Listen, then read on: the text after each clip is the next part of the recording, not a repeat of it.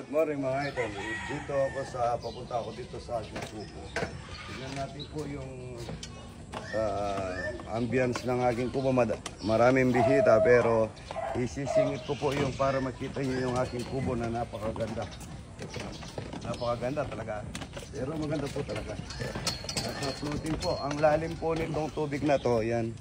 Ang lalim po ng tubig na yan, nasa 15 feet dito sa lugar na to.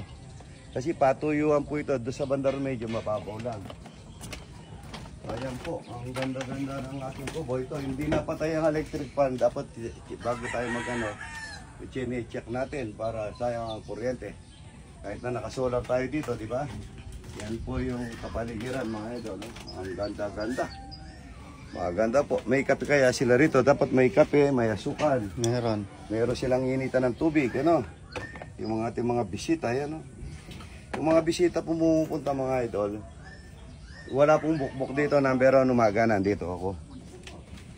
Ito po, napakaganda rito. Ha? Medyo lumambot ng konti ito dahil kasi hindi siya nakaano, no? Naulanan. Tignan nyo po ang lugar mga idol, ang ambience ng lugar, mga napakaganda. Ayan, no? Dito ka pagka gusto mong magkape mga idol, napakaganda. Yung parang moist ng tubig pagka umaga, napaka pumapasok sa iyong baga. Ayusin na po namin yung ano nito, yung mga hilaw at malapit na magpapasko.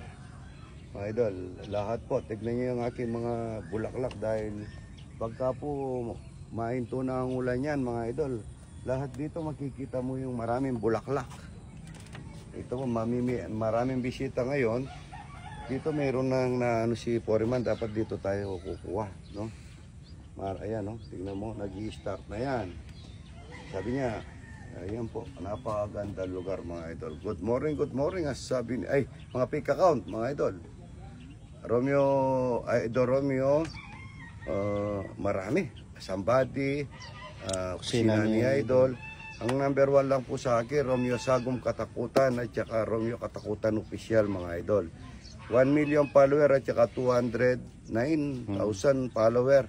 Yun lang po kasi, yun nga, sabi ko nga, yung isa ko kasi, pagka naka-warning yung isa, yun ang ginagamit ko, yung Romeo Sagum Katakutan. Para nakakapag-live ako, nakakapagbigay ako ng saya sa mga idol natin. Good morning, as sabi ni idol.